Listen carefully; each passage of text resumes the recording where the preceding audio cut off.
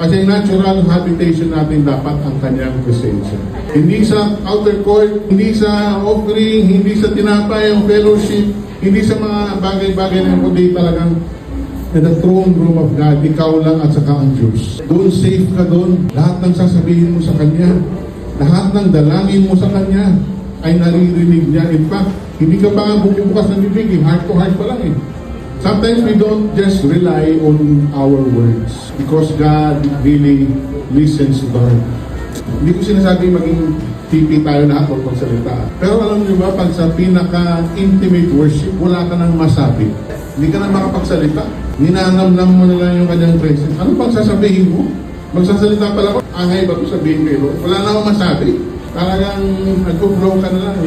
So, isipin mo, si Adam, hindi naman sila nag-usap verbally ng ahas. Hello? Lalo pa kaya ang Panginoon, sabi nga, nababasa niya yung laman ng puso natin.